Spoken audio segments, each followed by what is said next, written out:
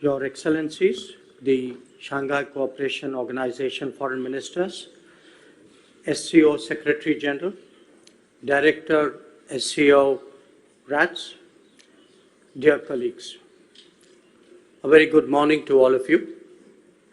It is a great pleasure to welcome you in Goa to the meeting of the SCO Council of Foreign Ministers.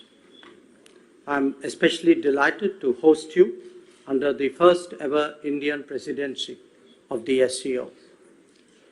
India attaches great importance to the development of multifaceted cooperation in the SCO and to the promotion of peace, stability, economic development, prosperity, and closer interaction between our people.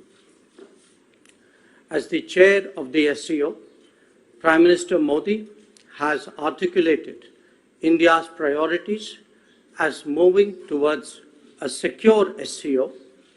Secure stands for security, economic development, connectivity, unity have remained our priority in the course of our work as the chair of SCO this year. I'm pleased to inform you that under our ongoing presidency, we have successfully concluded more than 100 meetings and events, including 15 ministerial level meetings, and we have received the enthusiastic participation from member states, observers, and dialogue partners of SCO as well. Many of the events hosted by India were first-time events in the framework of the SCO.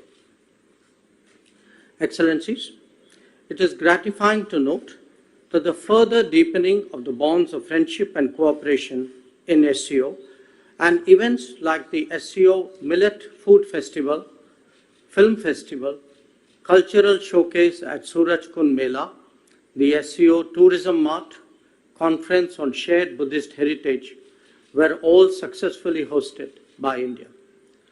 I am particularly delighted to note that Varanasi, as the first SCO cultural and tourist capital for 2022-23, hosted several colorful events with active participation from member states. As SCO chair, we have initiated an unprecedented engagement with SCO observers and dialogue partners by inviting them to participate in more than 14 socio-cultural events. Dear colleagues, as a result of the COVID-19 pandemic and geopolitical upheavals, the world is today facing a multitude of challenges.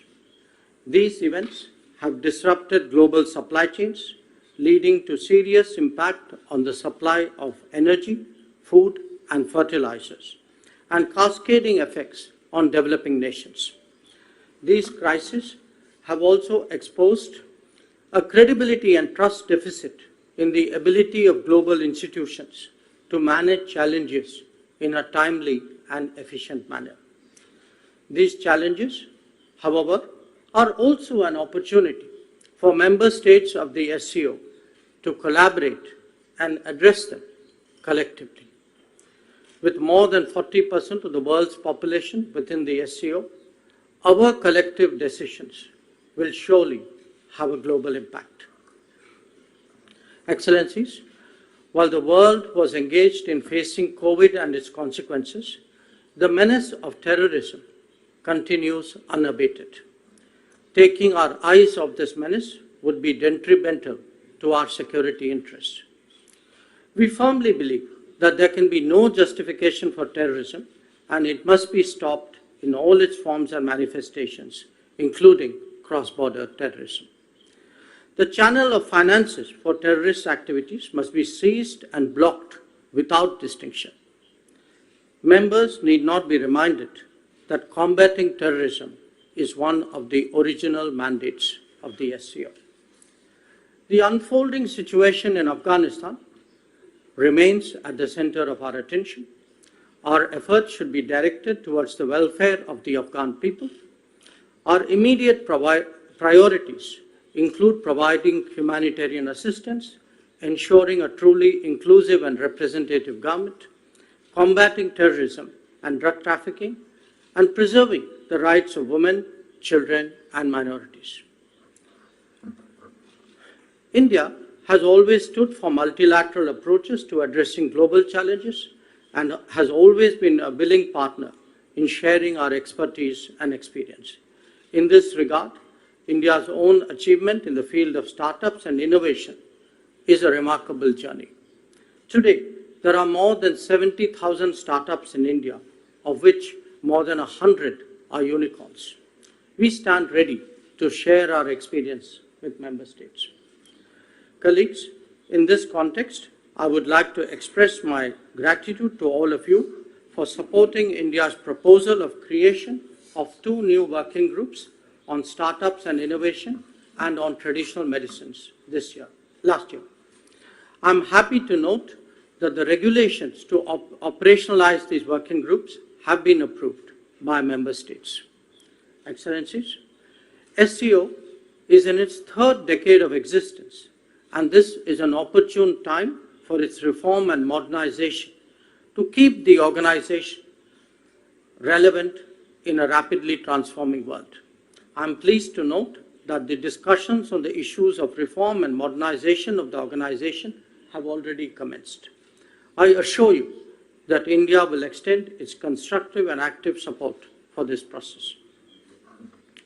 I also seek the support of member states for the long-standing demand of India to make English as the 3rd official language of the organization.